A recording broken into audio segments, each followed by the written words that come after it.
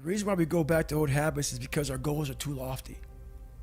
We're not achieving our goals fast enough. So what happens is, you know what? Oh man, we're very impatient nowadays. For me, it was good. I didn't have a phone. I was out of this world by myself. It was a race against David Goggins. It wasn't a race against, God, I want to look good for this person or that person. It was me. I got to change myself. So for me, if I lost 5 pounds in a week, I got a feeling. I allowed myself to feel proud of that. I didn't look at, I got to lose 106 pounds. I'm like, man, I went from 297, now I'm 292. In 1 week, man, I'm killing it.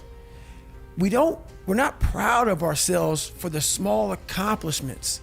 What we need is we need this monstrosity of a thing to happen and say, I did it. Nah, there's a process that you have to go through, and patience is the process. And if we don't have patience, after a week, I haven't lost 30 pounds, man, I'm done. I'm over it. So that's what I found out with people, man. They're not patient enough to realize and to enjoy the moment, not live in it, just enjoy it. There's no finish line in life, but enjoy that moment. Roger that, man, I lost 5. Let me go 10 next week. So that's the whole thing about it. That's how people lose it.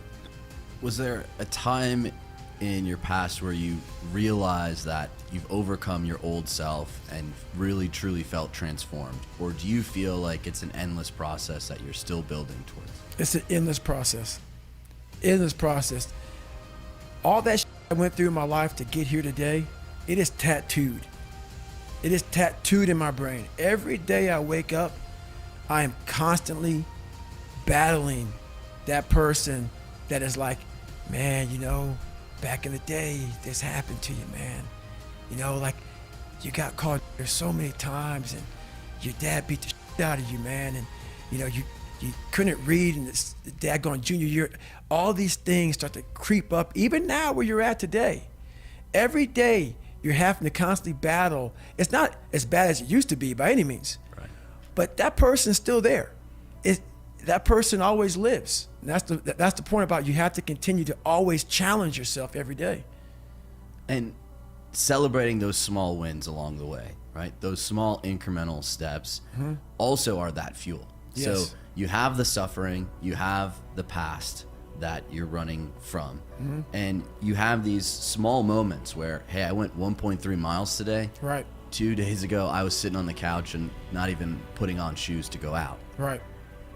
What are those small victories for you today, sitting the other side here, right? Because now the feats of strength and physical are just incredible. They're literally, the listeners are going to be going on YouTube, watching this to see it for themselves. Well, now there are really no small victories now for me, because what happens is once you transform yourself, and even though I'm not running from myself, I'm constantly facing myself. I'm constantly battling myself. I'm not running from them anymore. I used to, but now I'm constantly battling them. So now what happens is once you get to a point in your life where you're able to be on a podcast or be on a TV show and tell everybody how up you are, I will answer any question you want about me. Anything I did, anything bad, good, ugly, I will tell you. When you get to that point in your life, that's where your real journey begins. And you no longer have to have a small victory to keep you going. You now realize what your purpose in life is. And you realize all this is just part of it. But at first, you need all these different tactics to keep you going because you haven't figured it out yet. Once you figure out that you're in a race amongst billions of people that live in this world, you're in a race by yourself. You have a purpose, and it's your purpose, not everybody else's purpose. It is your purpose and only your purpose, and it's your race. So then you're like, hey man, I'm doing my thing. I'm doing it to the best of my ability. What's next? There's no longer these small increments to get through life. Because once you figure out why you're here, it just becomes a process. I can't. This is an expression that is vilified in our minds beginning at a young age. Every time a young child announces this decision, they are corrected. The first adult that hears it asks them whether or not they have even tried. Generally, this confrontation will result in the child giving their task another attempt until their attention span moves on to something else. The adult will see this and chuckle to themselves with knowledge that this is just a child who is yet to learn the art and virtue of perseverance. By the time this child comes of age, however, they will have been told by adults more times than they could count that there is no such thing as can't. It is interesting then to think about how many adults seem to proclaim this expression in their lives. Is it because, like many things that adults tell children, they are simply telling the child a general rule that the child must follow, but can be broken once one is grown? Or is it because these adults are simply repeating what they were told as children without thoroughly examining what the phrase "I can't" truly suggests? If you confronted an adult that claims they can't do something with the same question about whether or not they have tried, the answer will almost always be yes. Adults have learned enough to know that it is unreasonable to say they can't until they have at least tried once.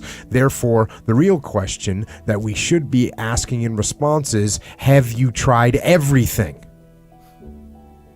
Have you exhausted every possible option, scenario, combination, tool, and approach?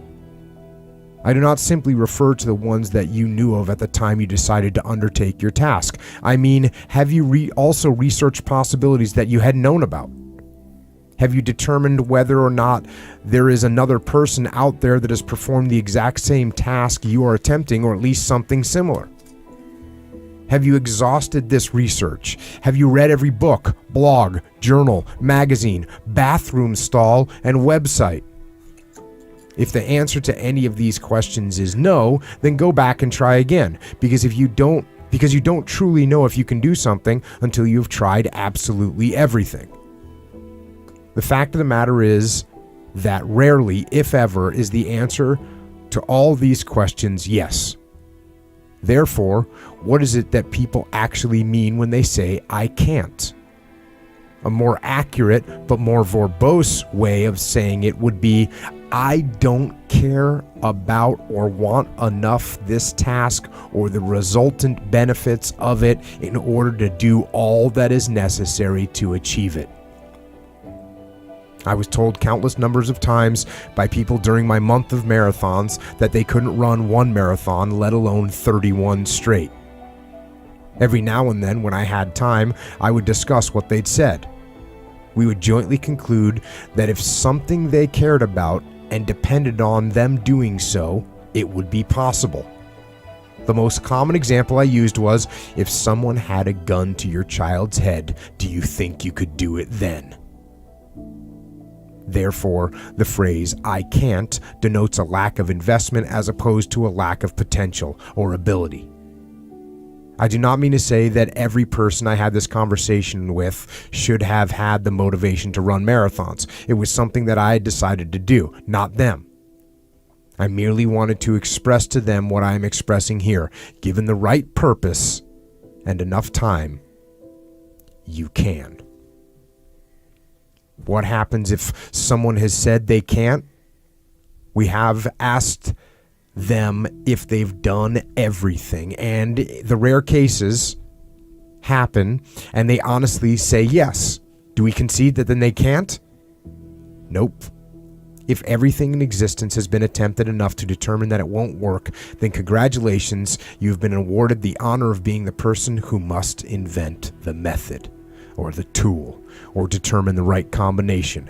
Whether or not you will, once again, boils down to how much you care and time. It may end up being that a person ends up trying for their entire life, but I suggest removing the phrase "I